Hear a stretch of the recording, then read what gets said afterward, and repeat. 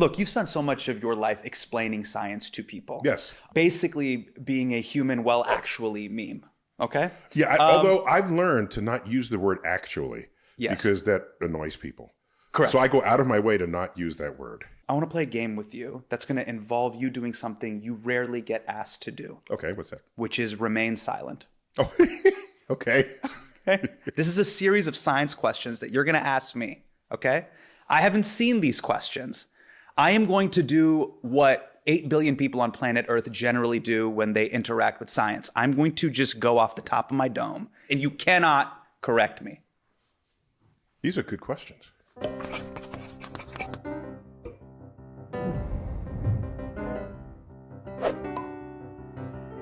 What causes high tide? The tide is high, and the tide is the ocean, which is somehow connected to the moon. That also is connected to a woman's cycle. But in this case, the moon is making the ocean rise. I can't say anything about your answer. You can't. I know this is like you being waterboarded, but this is not. I'm going to explode.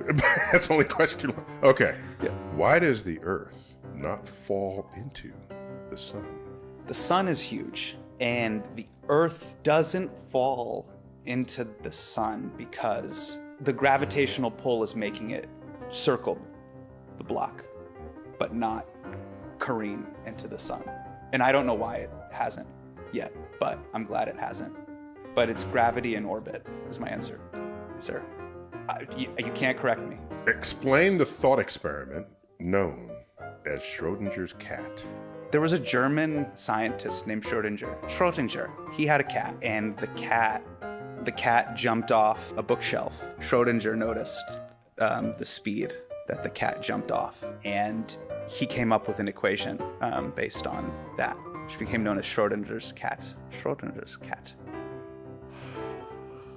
Next question, please. What is entropy? I should know this. This is in physics 1 in high school, 10th grade. Entropy is things happening. Things are happening and they will continue to happen. Entropy. Objects in motion stay in motion. Entropy. Maybe. It could be. I only have so much time in the exam. Please, I have to finish the exam. Why do you not fall over while riding a bike? My mass has centrifugal force that keeps me upright. But I do fall over if I didn't have good centrifugal force. Next question, please. What are the names of the base pairs that make up our DNA? I don't know. Next question. You look really constipated. Let's get through this. Did humans walk on the moon? I remember in school I saw the astronaut put the American flag on the moon. But I've also seen some YouTube videos that have said that that was photoshopped. Why are you doing that? Neil, based on the data set that I have seen, the answer is unconclusive. We don't know.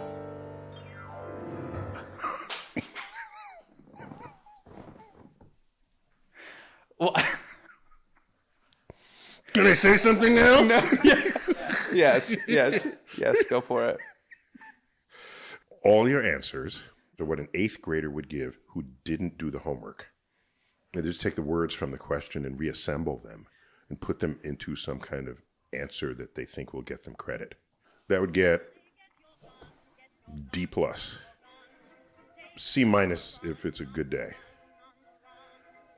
I mean, without studying, I think that's pretty good. So C-, like, I did not study. Hurry right away, no delay, stop the day. Make your daddy glad you have had such a last. Ladies and gentlemen, Mr. Neil deGrasse Tyson. Thank you for joining us, man. I didn't know you have a little cheering section out there. We got a live studio audience of about 4 people. Neil deGrasse Tyson is the most famous scientist in the world. Is he the best scientist? I have no idea. I got a C- in chemistry. But he is the best science communicator. And in this moment, science communication has become more important than science itself. Sad. We are drowning in an infinite scroll of misinformation. The country's leading scientific institutions are getting nuked by teenagers named Big Balls. And RFK Jr. is trying to replace measles vaccines with measles. low-key, we're doomed. So in that context, Neil deGrasse Tyson's role as a communicator isn't just helpful, it's essential. He's not just explaining science, he is defending its place in our civic life. So I sat down with Dr. Tyson to talk about the power of scientific literacy, the president's attack on scientific institutions, and the future of AI. Also, I may have briefly tried to convert him to Islam. I'm just saying, I'd love to have him.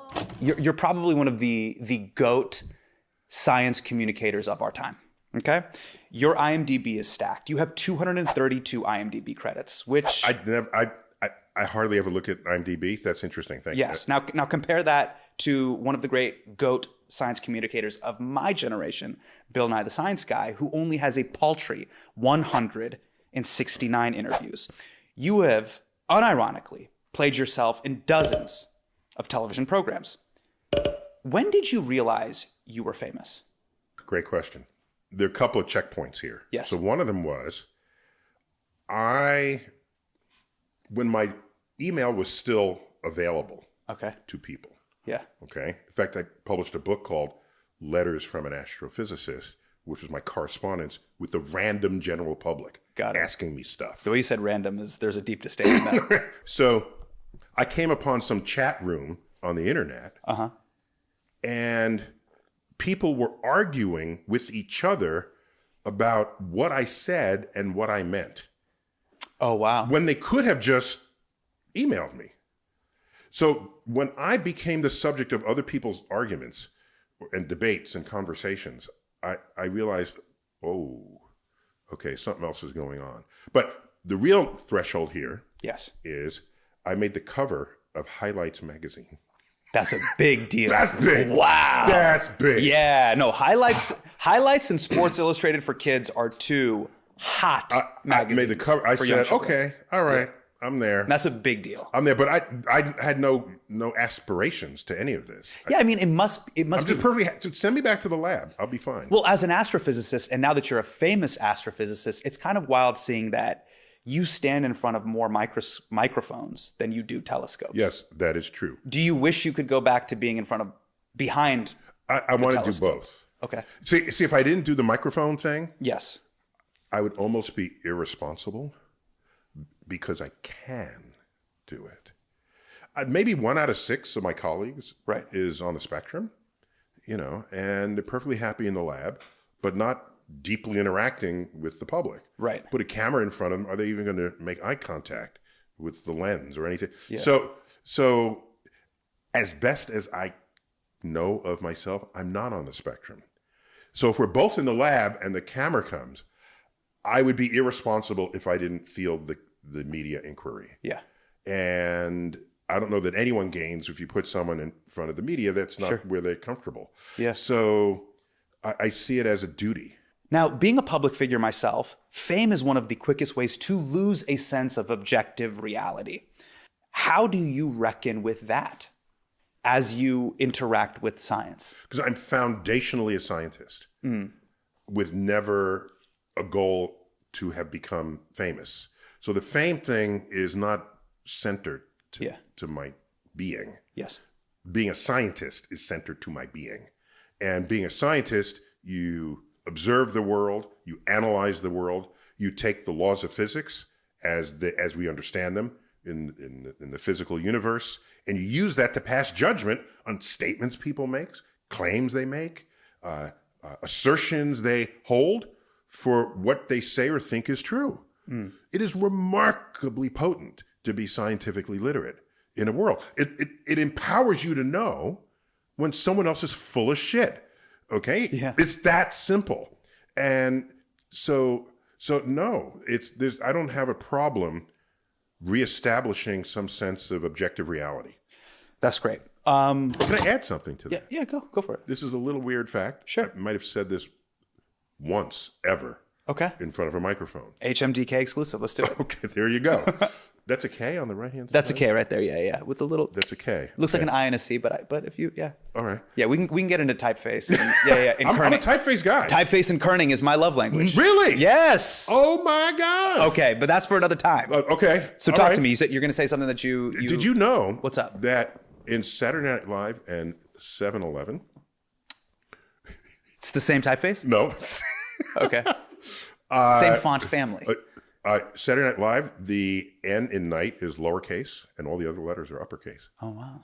And in 7-Eleven, the N is lowercase in 11, and all the other letters are uppercase. Oh, that's cool. It's a little weird. Yeah. They just slip that in you. You know the FedEx, you see the arrow and the logo as well. Are you aware of that? Well, yeah. It's in the shadow. Yeah. In the negative. Not to one up you, I it's just in the wanted to... negative space. Yes, it's in the negative letters. space. Yeah, no, I'm thinking about this. Where were we? Before I rudely interrupted You said you had something that you wanted to add? Yeah. So the human mind Yes. is highly susceptible to misinterpreting an objective truth that's right in front of you. And we celebrate that actually with books like, what do you call those? Optical illusion books. Nobody doesn't love a good optical illusion book, but it's weird but pause and think on this. Yeah. There's a page with 2 lines. I don't know, is one line longer or shorter? I don't know. Because there's some little fooling factor about the illustration. If something as simple as a line drawing can confound your understanding of what is real, then I just want you to know that I cherish the ability of our brains to work at all in the face of these possible delusions of reality. Or illusions. Yes. Yeah. So then what happens now? People say, oh, let me stir some chemicals into my brain and that'll be better. It's like whatever it is doing for you, it is not bringing you closer to an objective reality. Oh, wow. And so... Are you talking about, let me stir some chemicals? You're talking about microdosing, mushrooms, Yeah. I have LSD, never etc. done drugs ever in my life. Okay. You Muslim? No. Okay. No, I can arrive at such conclusions without being a part of a huge system of It's cool. religious philosophy. We'd love to have you. Nor am I Mormon. You could ask that. Sure. Right. So yeah, I'm not into caffeine. None of this.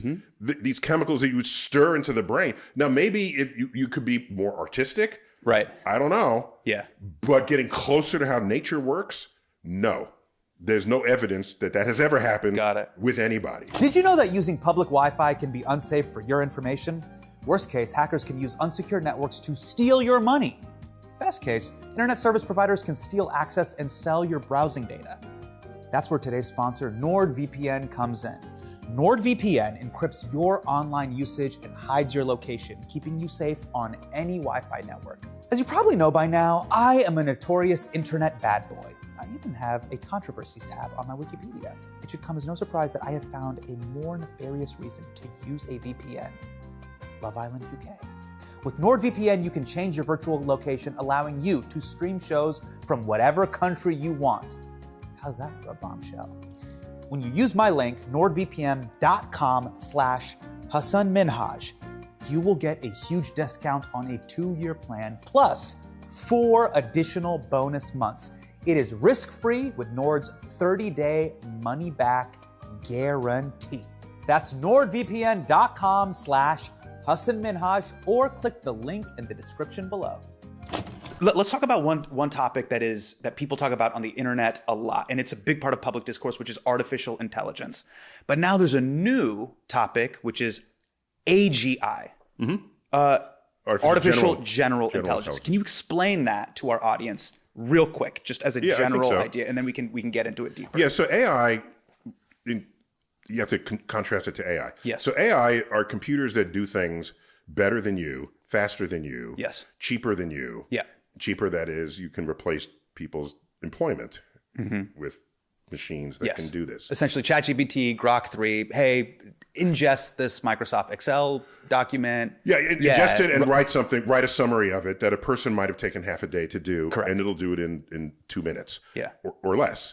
So this is what anyone today is referring to as AI. By the way, AI has been around long before ChatGPT. ChatGPT put it on the radar of creative people because all of a sudden now AI is doing creative things. Right. All right. It's writing your term paper. It's drawing and making an illustration. Yes. And the people who write headlines are the ones directly affected by that sort of thing. Correct. So AI had a resurgence of public awareness of its role in our society. but it's always been there. Sure. Oh, not always, decades. Yeah. Right?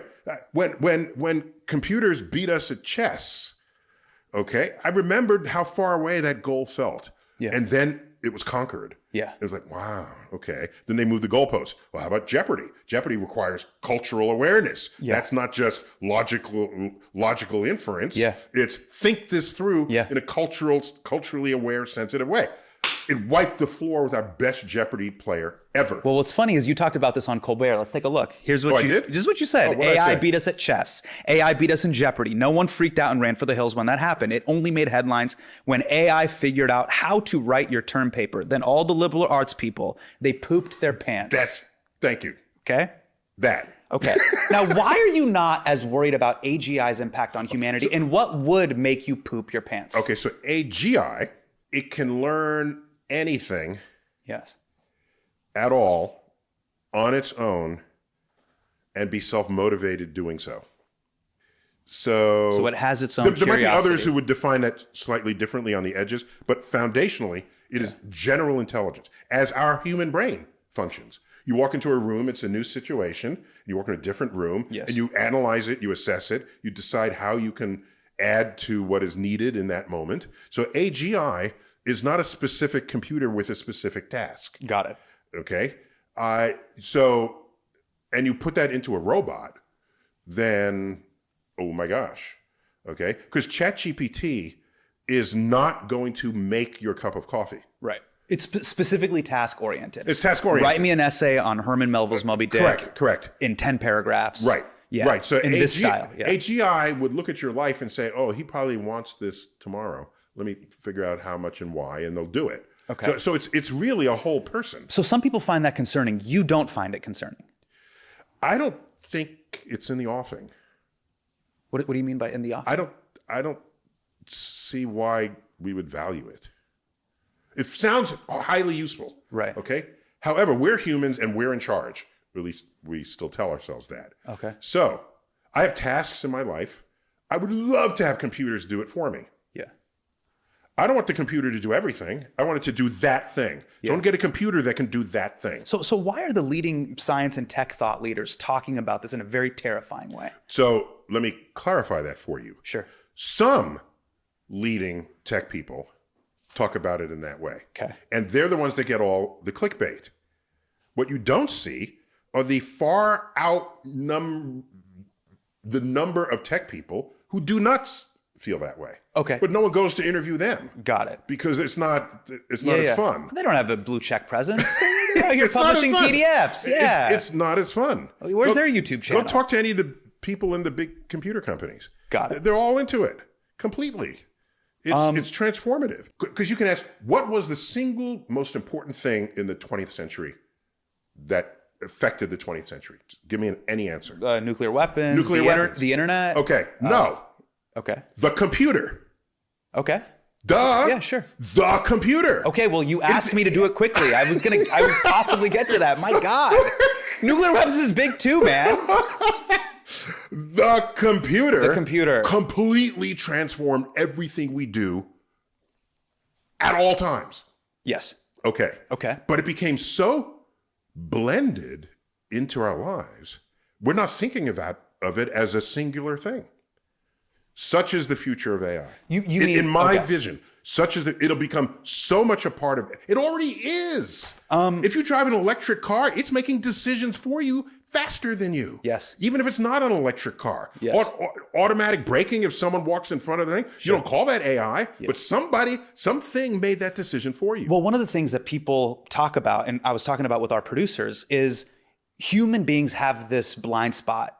And the specific blind spot is our inability to see things exponentially. That's correct. And one I of wrote the a things, whole chapter on that in one of my books. and one of the things that we don't talk about in AGI is the exponential step functions of how quickly it's getting good and getting better.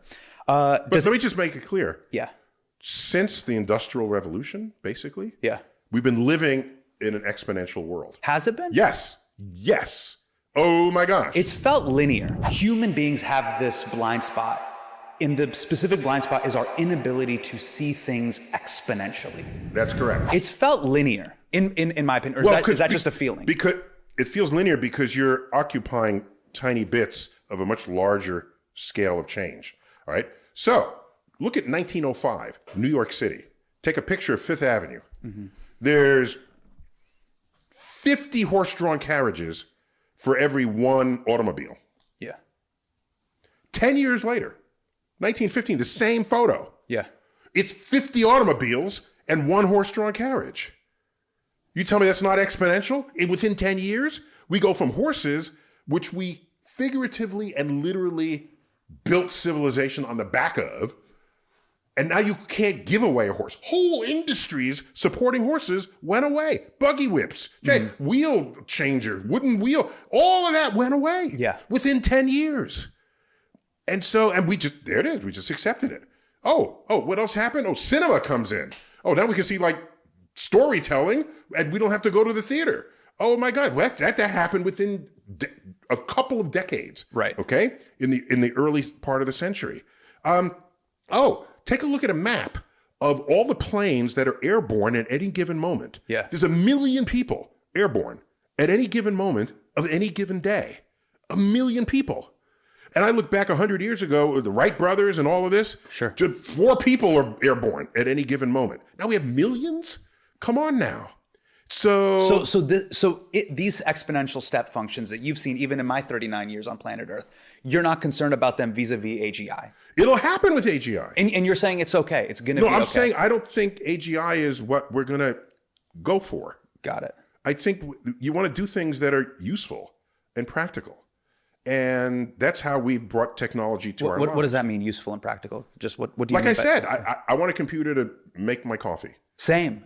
Okay. Same. And I have a question. I wanted to know. I don't even like coffee, but that's the one everyone cares about. Sure. Right? Because there's a lot of mystique around how the coffee comes. I'm not even worried about coffee. I'm talking about, will the machines help me live my life? Fold laundry, do the dishes, make my bed. All the things that the labor. You should make your own damn bed. Sorry. Look at me like that. Don't be a lazy. Clean up after yourself. Wait, Neil, I'm interviewing Neil deGrasse Tyson, not this hybrid between Jordan Peterson and my dad. What is this? Make your chapter 1 of that's right. My rules for that's chaos. Right, one of the rules for life. So wait, I'm going to ask you this. I come at science from a very humanistic perspective, and what scares me, and walk me through this. Scientific progress doesn't always equal human progress. I'll give you a prime example. Nuclear weapons was a prime example of that. Huge scientific breakthrough, not necessarily good for humanity. Wait, just clarify. Yes. You can credit science for nuclear power. Yes. They became weapons because countries can't get along. Correct. Okay. Yeah. So I just want to now, yes, countries paid scientists to build the bombs. Yes. But the scientific discovery equals MC squared from 1905 was a brilliant scientific discovery that gave us an understanding of the universe. Right. So you should put a line in the sand between. What if the line is what the intention was, and then the net impact? Okay, fine. It's how the sword gets used. And how precisely. Gotcha. Precisely. Okay. Do you believe that AGI could be a net positive for humanity? Okay. Yes. So let's extrapolate this further. Okay, so now the bad actors. Yeah. Okay. Yeah. Who get access to AGI, where AGI is, of course, has a low barrier of entry, lower than building airborne nuclear weapons, right? So sure. The risk factors would be higher. Yes. So I don't have problems putting guardrails on things and checkpoints. I had a brief conversation with Ray Bradbury. He told me of a time when a woman came up to him and said, he's a science fiction author. Yeah, of course. And she asked, why do you write these stories of such apocalyptic futures? Yeah. Is this where you think civilization is headed? And he replied, no. I write those stories so you know to avoid them. As a warning guardrail. Right. So we see Terminator wreaking havoc, in the cities from the film, and maybe that'll tell us, maybe let's not put it in a machine. I hope so. But there's always that dare I say, that late stage capitalist interest that the biggest companies have. I'll give you an example. If you remember the Great Recession that we had, unemployment hit 10%. And it was extremely painful. 2008? Yeah. Yeah, okay. And I was thinking about this. I go, just a matter, when you look at the interest rates or even the unemployment rates, the margin of what 1 or 2 percentage points does to a whole society wreaks havoc. Yes. What if that, because of AGI and the mass like wipeout of white collar jobs, what if that went to 15%? What if that went to 20%? What type of havoc would that ensue on our society and the world at large? Yeah, I want to purposefully sound, I want to sound naive here. Okay. Okay. I want to invoke nostalgia for the future. Okay. Yeah. Here it is. When we went from horses to cars, whole industries went belly up. But other industries rose because of these new needs that we had. Automobiles. We needed gas stations, auto repair, factories that build cars. Sure. Okay? It's not the same job that you had with a buggy whip, but it's another job being put back into society. I collected phone books. People remember phone books? Sure. It was like when you printed out the internet. You actually printed and then you phone numbers. Sure. Okay. Yeah. And living in New York City, we took perverse pride in the fact that we had the fattest phone book in the world for Manhattan. Yes. And I remembered as a kid, because I was a geek kid, looking at the pages given to computers. Okay, this goes back to the early 70s. A couple of pages in the yellow pages, a couple of computer repair, computer this, right. And then by the late 70s, it was more. By the 1980s, after the PC came out, whole chunk of the yellow pages were given to advertising computers. Yeah. These entire industries. Got it. Competing brands. So to say AI is going to take our jobs, the white collar jobs, therefore no one will have any work left to do. Yes. Be creative and find something that AI can't do and create a whole industry out of that. Oh God, there's going to be more podcasting? I'm just saying. Yeah, Neil, that's a net negative for society. Haven't you heard AI do a podcast? You haven't heard it yet? No. Oh my gosh. Producers, you got to get them. I don't want to. Get it. Don't make me do So this. here's what they do. That's going to be worse. Here's what they do. They take a scientific paper, AI ingests it. Yes. And then it gets discussed in a podcast with a host and a co-host, and they've got all the gotcha. mannerisms, the mumbles, and the meandering of podcasting. Exactly. Let me ask you this. So podcasts could go out of business. You feel the feeling I'm getting from you, and this is again just what I'm sensing, is you are a science optimist and a techno-optimist. Is that safe to say? I would say I'm a optimist realist. Is there one word for that? You have optimism and pragmatism. Pragmatism, yes, thank you. Yes. So I see the bright side of things. Okay. But with a reality check. Here's something that I see a bright side to, and I'd love your insight on, is you always hear... by the way, quick thing. Oh, go ahead. Not that you asked. Yeah, sure. But I just want to settle once and for all. Okay. Whether a glass is half empty or half full. May I? And what's yours? Yeah. Yeah. What's your analysis? Yeah. Okay. So if you are adding water to the glass and it gets halfway, it's half full. If you are drinking from the glass and it's halfway, then it's half empty. Okay. So it's based on actively what happened the moment before? The rate of change of what's in the glass. Oh. Half full, half empty. Okay. That makes, to me, complete sense. Got it. If you come upon a glass, that's half, you walk up to a table. It's half empty if you walk up to a table and it's evaporating. Okay. That's a Neil deGrasse Tyson dad joke, ladies and gentlemen. No, it's not a joke. It's a literal truth. If you left it there long enough, it'll just become less and less and less, and then you'll have the mineral deposits at the bottom. Sure.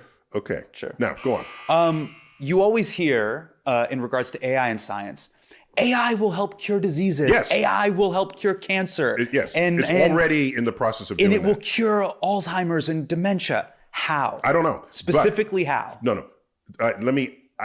That not being my profession. I'm not attacking you as if you're the robot either. Tell me, chat NDT. No, let me just give a broader Sure. statement here.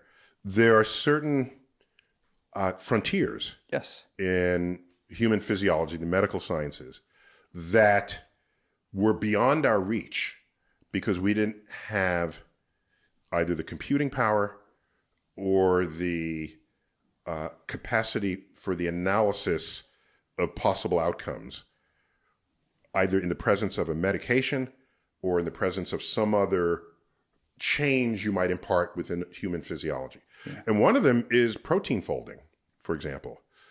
Proteins are these large molecules, and their function relates to what shape they take when they're doing their business. And so if you don't have an understanding of all the possible shapes it can take or what the outcome would be, you're just throwing darts blind, right? But when you have proper guidance with high performance computing, with a dose of AI, oh my gosh, you can localize that and figure out exactly what you need. Keep in mind, when we were all in the caves, half of everyone born was dead before the age of 30. Jesus. Half. Yeah. Fast forward to 1840. I thought it was going to be like 10. Fast forward to 1840. Sure. That number went up to 35. Half of everyone born was dead by the time they were 35. So in the tens of thousands of years between living in caves and the middle of the 19th century, we only got 5 more years. We got 5 years Jesus. on that. Okay. Since then, with advances in medicine and by the way, everyone back then was eating organic. Just saying. And the water was clear, the air ran pure, the game was free range. Didn't make a damn bit of difference. Science matters here. Okay? All right? You can run around and eat all the organic you want. Okay. You'd be dead by the 30 unless some doctor came in and said, we can increase your life expectancy using science. You're directing this at me as if I'm RFK Jr. I'm not. I'm just telling you I'm not. Okay. Hold me back. All right. Let me get So, yes. So, I greatly look forward to what advances those will bring. And even though you have bad actors involved, and that can be mean bad things, I'd like to think that the positives at all times will outweigh the negatives. And when you lose your job, try to see it coming and then figure out what else you might be able to do. Got it. That involves the uniquely creative thing that is humans. By the way, have you tried to tell ChatGPT, tell me a joke in the style it sucks. of... It fucking sucks. It's bad. It's garbage. No, tell me a joke in the style of Hassan Minhaj. Okay, have you done that? Whack. Garbage. Basura. Trash. It'll probably get better. And it wouldn't give me, when I would say, hey, give me riffs on this, the way I went off the top of the dome. Right. Yeah. And I pay premium for Grok 3. Okay, you pay? Yeah, I'm still in the free. I'll do deep think. It won't even come up with it. Okay, so here's my point. But it'll be like, do you want a demented fucking fever dream photo? Here's a photo. Here's my point. Yeah. Here's my point. Okay. Yeah. I hardly have a point. I'm pointing right now. I got you. So you don't have to back up. I know. AI yes. can only know what already exists on the internet. Yeah. Which is terrifying. So if it ingests everything you've done and tries to be you, it can't be something about you that you invent for yourself tomorrow, because that's not on the internet yet. Yeah. So you can stay ahead of AI by continually innovating in ways that AI does not have access to. So you can say, paint me this scene in the style of Van Gogh, and it'll do it. And when I say, paint me this scene in the style of no one who has ever been born, where's it going to go? Yeah. Where's it going to take you? Yeah. Okay. I want to jump ahead a little bit, but that is continuing in this kind of idea island that we're on. Let's talk about quantum computing. Mm-hmm. Okay. So there's a lot of hype around how much more powerful they are than standard supercomputers. Yeah, it's not hype. It's real, but yeah. But what kind of complex calculations could they be used for that we're not even thinking of right now? Yeah. So just as a sample from my field, in my lifetime, computing power has grown exponentially. Yeah. But in the early... And especially probably for cosmology and astrophysics. All of the above, right. So if I want to simulate what the stars in a galaxy are doing, just think about this. Yeah. Galaxy has 100 billion stars in it, and they're all sort of in orbit around the center of the galaxy. How do I know what path they're going to take? Well, they're going to respond to the gravity of every other star. But every other star is also in motion. Yeah. So every star is in motion at all times, and I want to calculate what the net force is on any one star, and then move it in the direction that those forces indicate. Yeah. But I have to calculate that for 100 billion stars at all times. Right. Okay. So in the old days, we didn't have the computing power, so we would make a galaxy of 100 stars. Okay? And hope that it's somehow... That was somehow reflective of a larger data set. Right. Oh, God. Okay, so... This sounds like political polling. Oh, my God. Yeah, we talked to 5 people in New Hampshire. Here's how the election is going to break down. All right. So at any given moment on the frontier of science, if it's an active science and a vibrant science, there's always something that is just beyond what the computers of the day can do. Yeah. And what exploiting AI, we have a new telescope coming online called the Vera Rubin telescope that is not going to take photos of the night sky. It's going to take a movie of the night sky. That is photos close enough in interval that you stitch them all together. You get a movie. Why do you want a movie of the night sky? Because if I just go there and take pictures and take them home, there's a zillion stars in the picture, a couple I'm interested in, but otherwise, I don't know what's going on with the rest of what I don't care about. What this telescope will do, it'll find anything that goes bump in the night, anything that's moving, anything that gets brighter and then dimmer again. Oh, wow. It's going to find the dynamic phenomena in the universe, and it's going to find asteroids that could be headed our way, because from one image to the next, the asteroid moves. So, this telescope is primarily a data project. Wow. There's no way we could have done that ourselves. This is going to be huge for astrology. I mean, it's going to be pumping out. If they cared about data, but they don't. No, it's going to be pumping out millions of horoscopes a second. So many Britneys will be given the signs they need. In fact, Mercury just went into retrograde. It did? Let you know. Oh, God. And it does that several times a year, just often enough to blame the universe on your bad decisions rather than yourself. God damn. Did you guys hear that X is suing the New York City Attorney General? Elon apparently wants to challenge the Stop Hiding Hate Act because it will require X to disclose how much they moderate sensitive speech, claiming it would violate the First Amendment. Now, at HMDK, we just started using a platform called Ground News, which shows a breakdown of publications reporting on a story in which way they tend to lean politically, right, left, or center. Now, this isn't about eliminating bias. We've all got biases. It's just trying to make you aware of potential biases of different publications so that you can factor that into your own analysis of the issue. For example, with that story about X, I was able to scroll between some of the 43 publications reporting on that lawsuit. And I noticed a right-leaning one included a photo of Elon Musk looking like a business class SEAL Team 6, while the left and center chose photos that make him look like he's about to fire UNICEF. So you should use the link in the description or go to groundnews.com/Hassan, Hasan, to get 40% off their Vantage plan, the same one that I use here at HMDK. That breaks down to just $5 a month for unlimited access. Visit groundnews.com/Hassan and subscribe today. Let's talk about Donald Trump's assault on academia. Right now, there's a proposal to cut the funding for medical research institutions. Johns Hopkins lost about $800 million in grants due to USAID cuts. They cut $400 million earmarked for Columbia. DHS deported a Lebanese assistant professor at Brown University, even though she had a valid H-1B visa. Places are being investigated for their DEI policies. It is an all-out assault. Everyone that I have spoken to before this interview involved in academia is genuinely freaked out. What have you been thinking about as all of this has been going down? Because you work in both academia and media, and you're a public, facing intellectual. Yeah. So what I wonder is if everyone who voted for Donald Trump imagined this is how it would play out. Right. And maybe people don't know or care much about academia, but there are other programs that are hit. Medicare or Medicaid, one or both. Yes. Social Security. These are sort of cherished elements of our modern society that maintain our health, our well-being, our security. And so I wonder how many of them saw this coming. Well, let's. Wait. So that's my first point. Yeah.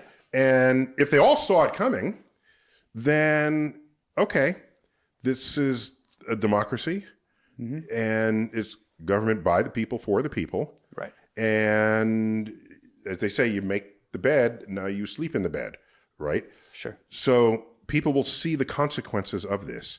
And I wonder if when it all plays out, whether it's actually the country they wanted. And as pendulum balls swing, there's a lot getting broken now that took many, many decades to build. Yeah. And when I tweeted a few weeks ago when that asteroid, there was a 1 in 50 chance it might hit Earth. Yeah. And as I said, there's an asteroid headed towards Earth with a 1 in 50 chance of striking. Sure. All right. Then I said, seems like this is the wrong time to reduce science funding. That's all I did. Right. And what happened when you tweeted this? No. And then there was there's the normal cesspool of response. Right. But I guess my only point is decisions such as these have consequences. And if people don't know the consequences, they then have to experience it. Yeah. If you're not going to vaccine against measles, people will get measles, children will die. You have to see those consequences. Right. And it's unfortunate when it affects our health as opposed to just something else that wouldn't matter to most people. But your health, and it's avoidable, and it could have been avoided.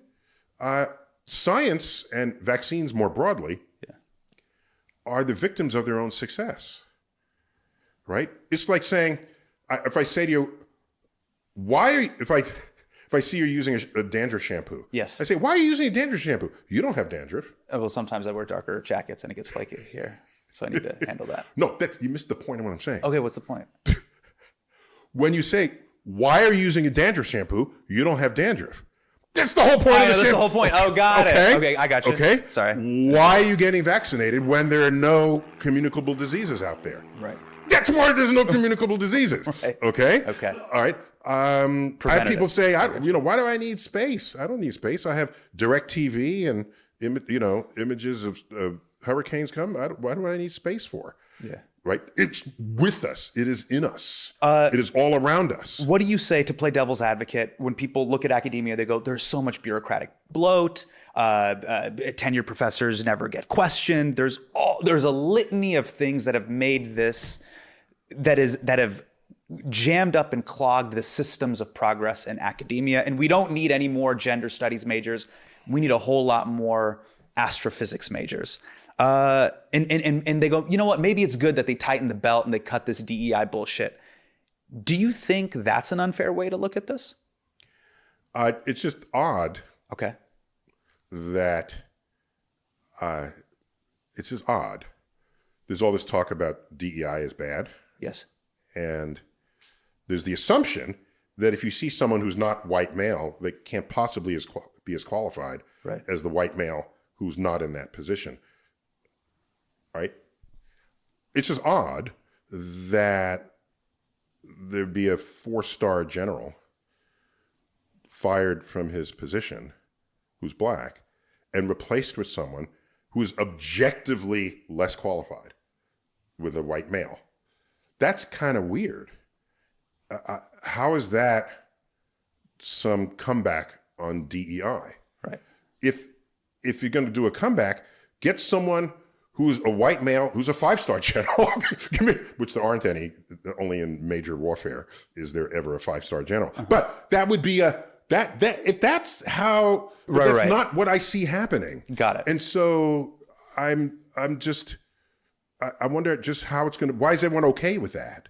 That you replace a woman or a black male or female with someone who's objectively less qualified. I don't know how that's going to play out or why it isn't being analyzed in that way.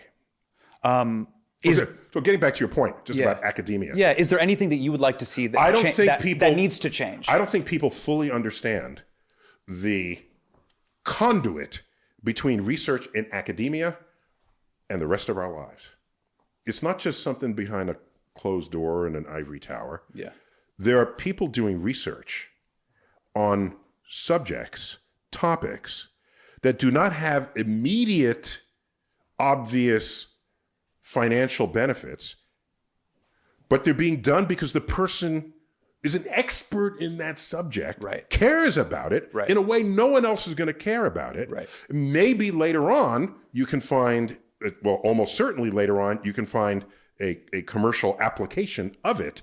But if you look at the sources of innovation in the country, it is not in the R&D departments of, yes, there's some in the R&D departments of big business, but there's a limit to what they're going to have them do, because not everything they're going to do is going to make a buck. Right. Okay? I'm sorry. There's a limit to what they're going to have them do, because everything they could do would not necessarily translate Sure. into the return on investment. So in academia, there's no such limits. So we can do research on a subject that you would not otherwise care about. Right. Just because there's not a P&L sheet on it, or Correct. there is not a financial return on it, does not mean that there's not value Correct. for it in and of itself. You know what came I out got of you. academia? My physics professor in college, who was an expert on nuclei in space. And out of this effort, he discovered a new physical phenomena called magnetic resonance of nuclei. Won a Nobel Prize for it. Yeah. It's a new physics phenomenon. No, why do you care? It's just physics, and you can't even see molecules, much less care about anybody thinking about what the nucleus of it is doing. Right. Oh my gosh. What came out of that? The MRI. The magnetic resonance imager is based on a principle of physics discovered by a physicist who himself had no direct interest in medicine, Right. but was foundational to it. Got it. And so there are inadvertent positive consequences for humanity by researching things for the pursuit of researching themselves in and of itself. Correct. And that happens in academia. Got it. There's two great chunks I want to get into. Go. I want to talk about the golden age of engineering. I was talking to my producer Prashant about this, and he said, in our humble opinion, we are living in arguably the golden age of engineering breakthroughs. But when you look at robotics, batteries, self-driving cars, virtual reality, etc., it's incredible. But I don't know if the same thing can be said about scientific breakthroughs. The 20th century was the era where we saw these massive breakthrough after breakthrough that you had talked about. Now that all of that fruit has been picked, it feels like many of our scientific breakthroughs are limited by the precision of the instruments that we are using and the precision of our instrumentation. What I mean by that is that before, you needed a microscope to discover germs, and now we need a large hadron collider to prove the Higgs boson. So it ultimately comes back to engineering breakthroughs. Do you think this is a fair way to look at the state of science and engineering at the moment? Essentially, that discoveries are limited by the instruments that we have. By the way, we've been, like I said, when you're on an exponential growth curve, Yeah. no matter where you place yourself on that curve, it looks like all the great inventions happened just recently. That's the nature of an exponential curve. Yeah. So you show an exponential curve, we're here. Yeah. Oh my gosh, look what happened. If you rescale that and cut it here and scale it, that will be the same downward curve to the past. Oh, got it. 20 years ago, 50 years ago, as you see today. Got it. That's what 50 years ago, no one's saying, oh, we're living in such backwards times. Said no one ever in the history of, I got you. So when you look at each subsection, it always looks like the y equals x squared Correct. curve. Correct. No matter which segment you plot, it'll look like most of the changes happen. Do you like that? I still remember y equals Yeah, x squared. very good. Woo! Beautiful. Very good. We'll make up for some of that stuff earlier on, in the conversation. Sure. So this thing about science not being where engineering is, someone wrote that 100 years ago. Said, we've figured out most things in science, and now it's just a few more decimal places in the measurements. And then we discovered relativity and quantum physics. Yeah. And physics was transformed. Right. What I can tell you is we know enough about the universe to quantify our ignorance. And everything we know, the physics, the chemistry, the biology, all of that, all of our understanding of what's going on in the universe is 5% of what is driving the universe. The 95% has dark matter and dark energy. We can measure it. We don't know what it is or what's causing it. Okay, I'm a religious person. That scares me. When you say that, it just terrifies me. But I want to... what I'm saying, my point is, that's a frontier. Oh, to research so and discover you're saying it. we haven't discovered anything lately. We are on the doorstep of profound ignorance turning into possibly profound insight and wisdom on how the universe works. And and that's all the sciences. And in biology, they're still trying to figure out how you went from organic molecules to self-replicating life. Right. That's a frontier in biology. We're looking for life in the universe, aliens. Oh my gosh. If we find a biosphere on another planet that encodes identity that doesn't use DNA, or if it does have DNA but no DNA in common with us, that's transformative of biology. Okay. So science is indeed seemingly an endless frontier. Do you know what deeply depresses me though? And I love this. I love the espresso you're hitting me with, this espresso of positivity. But what depresses me about when science meets the capital markets is that as soon as these scientific breakthroughs happen, they are taken advantage of or manipulated to not benefit the public at large. What I mean by that is this. Let's take robotics. For years I grew up, if you remember that stupid Honda robot that would like walk up the stairs and fall down the stairs. And I'm like, this fucking piece of shit. It's never gonna be T2000. It's never gonna help me. And then we had you see these Twitter videos. I don't know if you've seen these Boston Dynamics robots that look like velociraptors meets T2000, and they're karate chopping and doing backflips. My favorite one of the two dogs that opened the door and they let each other through. Yeah. It's totally Jurassic Park. The raptors are in the kitchen type energy.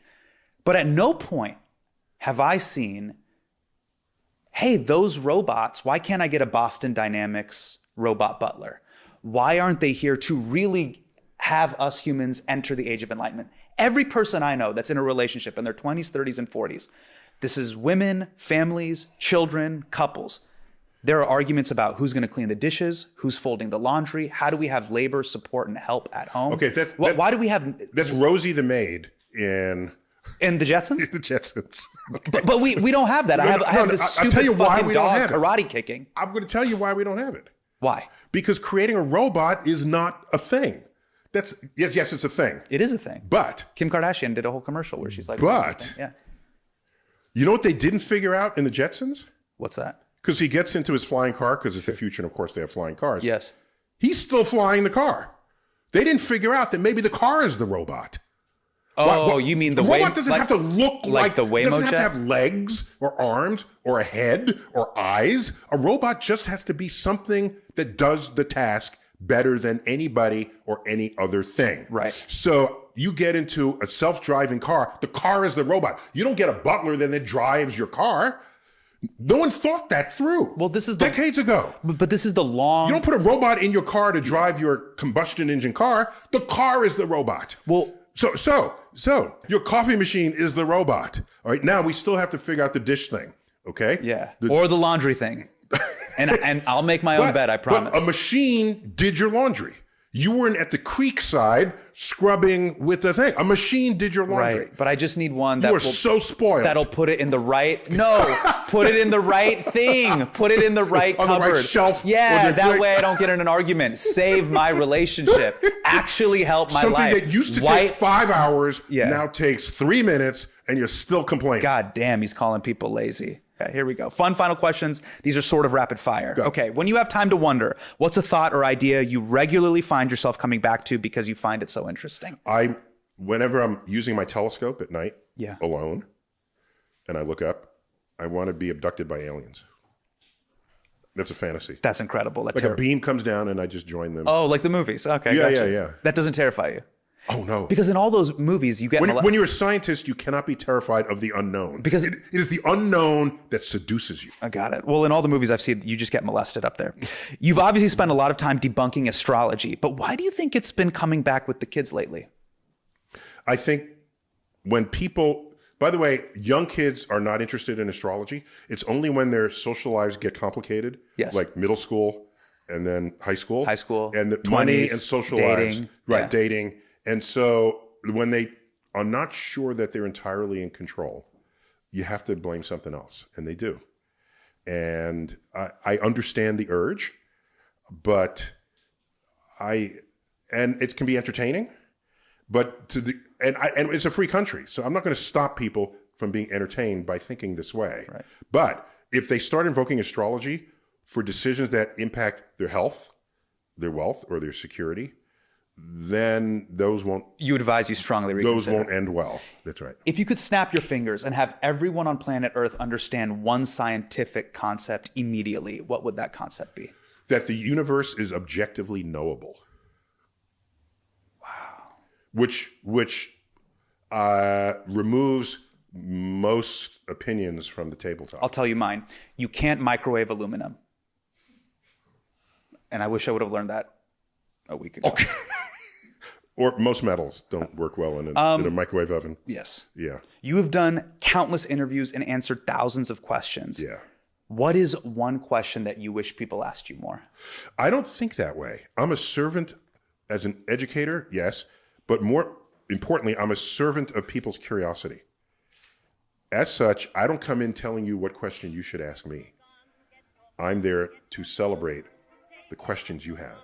That's about beautiful. Life, the universe. Neil deGrasse Tyson, thank you so much for being of Everything. service. It is a joy You got it. to sit down and chat with you, and I can't wait to do your show at the Beacon Theater. I'm looking forward to that. gonna Thank be you. great. Thank Yeah.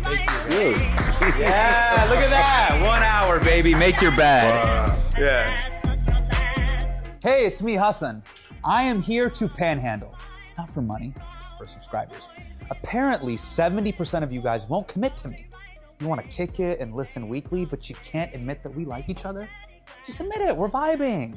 Now, if you're serious about this relationship, hit the follow or subscribe button wherever you watch or listen. And if you don't, well, okay. Message received. But just so you know, I will be seeing other audiences